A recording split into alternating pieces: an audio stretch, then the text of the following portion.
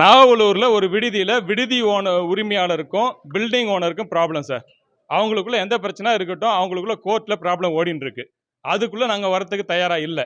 ஆனால் ஜனவரி 13ஆம் தேதி இங்கே அரசு அதிகாரிகள் ஆய்வு பண்ணி 18ஆம் தேதி உங்களுக்கு இந்த பில்டிங்கை வெக்கேட் பண்ணணும்னு சொல்லியிருக்கிறாங்க. நாங்கள் என்ன சொல்கிறோன்னா, இப்போ 14ஆம் தேதி பொங்கல் ஹாலிடேஸ், இங்கிருந்த இன்மேட்ஸ் எல்லாம் ஊருக்கு போயிட்டாங்க. ஊருக்கு போயிட்டு இன்னைக்கு காலையில் தான் வராங்க. காலையில் வந்தாங்க, கரெக்டாக காலையில் 10 மணிக்கெல்லாம் இங்கே ஆர்ஐ தாசில்தார்லாம் வந்து உட்காந்துருக்குறாங்க. வந்த பிள்ளைங்க ரெஸ்ட் ரூம் போக முடியல, டாய்லெட் போக முடியல, குளிக்க முடியல, ட்ரெஸ் மாற்ற முடியல, சாப்பிட முடியல.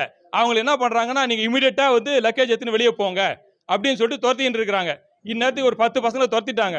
ஒரு 4 பிள்ளைங்க உள்ள போக மாட்டேன்னு சொல்லிட்டு அவங்க எப்படி எங்கே போகிறது, நாங்கள் எங்கே போய் தங்குவோம், எங்களுக்கு ரூம் இல்லையே, எங்கே போகிறதுன்னு சொல்லிட்டு கேட்குறாங்க. கேட்குறப்போ நாங்கள் மீடியாவை உள்ளே கூட்டு போகிறோம். மீடியாவை உள்ளே கூட்டு போனால் மீடியாவே உள்ளே விட மாட்டேன்றாங்க. அவ்வளோ பெரிய தப்பு என்ன அந்த பசங்க பண்ணிட்டாங்க. இங்கே நாங்கள் பில்டிங் ஓனர் ஹாஸ்டல் ஓனர் பிரச்சனை இருக்கட்டும் சார், அந்த பிரச்சனை அவங்க பார்த்துக்கோட்டோம், நாங்கள் அவங்களுக்காக போராட வரல. ஆனால் இங்கே தங்கி இருக்கிற 80 பசங்க காலையிலேருந்து பட்னியும் பசியுமா உட்காந்துருக்குறாங்க. அவங்கள வெளியும் விட மாட்டேன்றாங்க. வெளியே போனால் லக்கேஜோட தான் வெளியே போகணும். இப்போ பூட்டிட்டு எடுத்தும் போகிறாங்க. இப்போ கொஞ்சம் பசங்க இங்கே காலையில் ஏர்லி மார்னிங் வந்துட்டு போன பசங்க 8:30 மணிக்கெல்லாம் ஆஃபீஸ் போயிட்டாங்க. ஆஃபீஸ் போன பசங்க நைட்டு 10 மணிக்கோ 11 மணிக்கோ வருவாங்க. இவங்க என்ன சொல்கிறாங்க, அந்த ரூமை நாங்கள் பூட்டி சீல் வச்சிருவோன்றாங்க. இப்போ நைட்டு சீல் வச்சுட்டு போயிட்டா நைட்டு 10:30 மணிக்கோ 11 மணிக்கோ வர பசங்க எங்கே தங்குவாங்க, எந்த ரோட்டில் நிற்பாங்க? நாங்கள் கேட்கறது ஒரு வாரமோ 10 நாளோ மனிதாபிமானத்தின் அடிப்படையில் அவங்களுக்கு டைம் கொடுங்கன்னு கேட்குறோம். எதுக்கும் டைம் கொடுக்க முடியாது, நாங்கள் சீல் வச்சே ஆகும்னு சொல்லிட்டு அமக்கலம் பண்ணி த்ரெட்டன் பண்ணிட்டு இருக்கிறாங்க. அங்கே என்ன பண்ண, இப்போ இந்த பைக்கெல்லாம் இருக்குது. இப்போ சீல் வச்சு போனால் பைக் எப்படி எடுத்து போவான் தம்பி? நாளைக்கு ஆஃபீஸ் எப்படி போக முடியும், எப்படி சாப்பிட முடியும்? இன்னைக்கு நைட்டு 100 பேர் ரோட்டில் ஹாஸ்டல்லாம் வெளியே சுற்றினாங்கன்னா அவங்களுக்கு சட்டம் ஒழுங்கு பிரச்சனை வந்தால் என்ன ஆகும்? அவங்க காஸ்ட்லி கம்பெனி லேப்டாப்லாம் இருக்குது, 1.5 லட்சம் 2 லட்சம் லேப்டாப் இருக்குது. எதனா ஒரு லேப்டாப் மிஸ் ஆச்சுன்னா அவங்க யார் மேலே கம்ப்ளைண்ட் கொடுப்பாங்க? ஹாஸ்டல் ஓனர் மேலே கம்ப்ளைண்ட் கொடுப்பாங்க. இன்னொரு முக்கியமான விஷயம், இந்தியாவில் இது வரைக்கும் எங்கேயுமே நடக்காத ஒரு விஷயம், ஆண்கள் விடுதிக்கு சீல் வச்சதா இந்தியாவில் இது வரைக்கும் எங்கேயுமே வரலாறே கிடையாது. நான் வரலாறு இல்லை, புது சட்டமா இப்போ கொண்டு வந்துருக்கிறாங்க. சட்டம் அரசாங்கத்துடைய சட்டம் இல்லை, இங்க வந்திருக்கிற அரசு அதிகாரிகளும் இங்க இருக்கிற அவங்களோட துணை போறவங்களும் பண்ணியிருக்கிறாங்க. இது வரைக்கும் இந்தியாவில் ஒரு பாயிண்ட் கிடையாது. இதே மாதிரி நாங்கள் ஆண்கள் விடுதிக்கு லைசன்ஸே வாங்க வேண்டியதுல தான் சட்டம் இருக்குது. 2014 போட்ட சட்டம் லேடிஸுக்கும் சில்ட்ரன்ஸுக்கும் தான், ஜென்ஸுக்கு எந்த லைசன்ஸும் கிடையாது.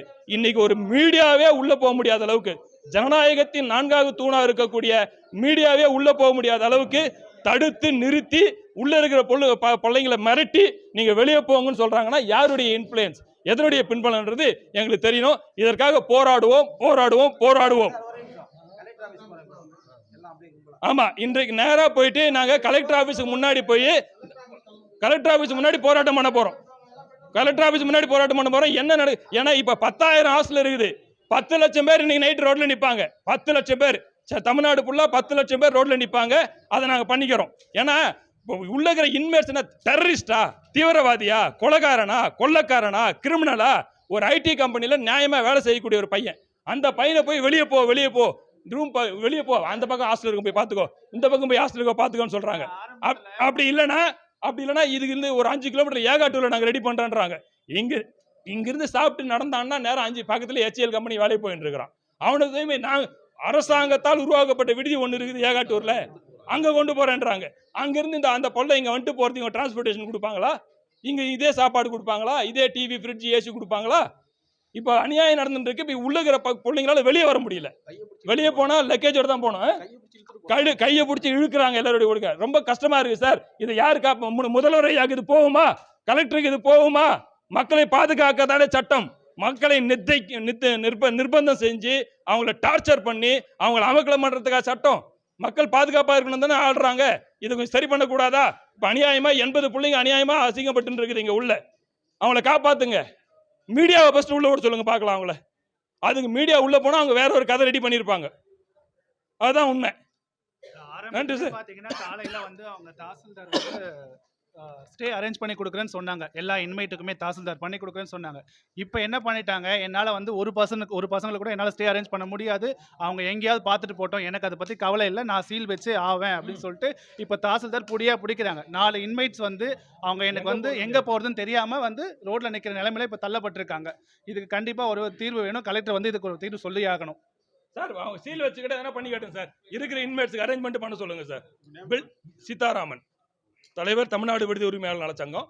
இப்போ நான் என்ன பில்டிங் ஓனர், ஹாஸ்டல் ஓனர் அடிச்சுக்கட்டும் பிடிச்சிக்கட்டும், அதை பற்றி எங்களுக்கு கவலை இல்லை சார். அது சரி பண்ணிக்கலாம் சார். அது கோர்ட்டுக்கு போய் காட்டும் சார். நாங்கள் வந்து இன்மேட்ஸுக்காக போராடுறோம். அந்த குழந்தை ஒரு பையன் வந்து விஜயவாடாலேருந்து வந்துக்கிறான் 800 கிலோமீட்டர். காலையில் வந்தவொடனே அவனால் டாய்லெட் போக முடியல சார், ரெஸ்ட் ரூம் போக முடியல, குளிக்க முடியல. அவனை பிடிச்சி இழுத்து வந்து நீ வெளியே போய் ஆகணும் அப்படின்றாங்க. நீங்கள் அரேஞ்ச்மெண்ட் நீங்கள் தான் பார்த்துக்கணுன்றாங்க. அதுக்கு என்ன சொல்கிறாங்கன்னா, ஆம்பளை பிள்ளைங்க தானே, நீங்கள் போய் ஹாஸ்டல் பில்டிங் பார்த்துக்கோ. அவன் எல்லா பொருளையும் இங்கே வச்சிருக்கிறான். எல்லா பொருளும் இங்கே இருக்குது. ஒரு மணி நேரத்தில் போய் யாருன்னா பில்டிங் ஹாஸ்டல் பார்க்க முடியுமா? ஒரு ரூம் பார்க்க முடியுமா? அப்படிப்பட்ட நிர்பந்தம் என்ன சார்? ஒரு வாரம் 10 நாள் வந்து டைம் கொடுக்கக்கூடாதா? எல்லாருமே மனிதர்கள் தானே. மாவட்ட ஆட்சியராக இருக்கட்டும், தமிழக முதல்வராக இருக்கட்டும், சமூக நலத்துறை அமைச்சராக இருக்கட்டும், சமூக நலத்துறை செயலாளராக இருக்கட்டும், காவல்துறையாக இருக்கட்டும், எல்லாரும் மனிதாபிமானம் ஒன்று இருக்கு இல்லையா? உள்ள இருக்கிற குழந்தைங்களுக்கு ஒரு வாரம் 10 நாள் டைம் கொடுத்துட்டு அதுக்கப்புறம் வெக்கேட் பண்ணக்கூடாதா? என்ன கஷ்டம் இருக்குது இதுல? இப்போ உடனே இழுத்து போட்டு வெளியே அடிக்கிறீங்களே, உள்ள மீடியாவை கூட உள்ள அனுப்பலையே. அப்ப உள்ள என்ன நடக்குது? நீங்க என்ன பண்ணிட்டு இருக்கிறீங்க? எங்களையும் உள்ள அனுப்பல, மீடியாவும் உள்ள அனுப்பல, நீங்க மட்டும் உள்ள இருக்கிறீங்க. நீங்க என்ன பண்றீங்க எங்களுக்கு என்ன தெரியும்? நாளைக்கு 4 பொருள் காணல, அவன் போய் என்ன பண்ணுவான்? ஹாஸ்டல் ஓனர் மேல தான் கம்ப்ளைண்ட் கொடுப்பான். ஹாஸ்டல் ஓனர் மேல தான் கம்ப்ளைண்ட் கொடுப்பான். இது 2 லட்சம் ரூபாய் லேப்டாப் காணல அப்படின்னு சொல்லுவான். அது யார் பதில் சொல்லுவாங்க? இது உள்ள இருக்கிற ஆர்ஐ அவர்களும் தாசில்தார் அவர்களும் காவல்துறையும் உள்ள இருக்கிற பொருள் எதனா காணாம போச்சுன்னா, சீல் வச்சிருக்கிற பில்டிங்ல காணாம போச்சுன்னா அதற்கு அவங்க தான் வந்து நாளைக்கு சீல் உடைக்கிறப்ப காணாம போச்சுன்னா அவங்க தான் பொறுப்புன்னு அவங்க ரைட்டிங்ல கொடுத்துடணும். இல்லைன்னா பில்டிங் ஓனர், இது ஹாஸ்டல் ஓனர் மேல வந்து எல்லாம் கம்ப்ளைண்ட் கொடுத்தாங்கன்னா அவங்க மாத்தின்னு சாக வேண்டியதுதான். ரொம்ப பிரச்சனை ஆயிடும். அவங்களால முடியாது, சமாளிக்க முடியாது. தயவு செய்து இதை பார்த்துக்கோங்க. நன்றி. உடனுக்குடன் செய்திகளை அறிந்து கொள்ள IF தமிழ் பெல் ஐக்கனை கிளிக் செய்யுங்கள்.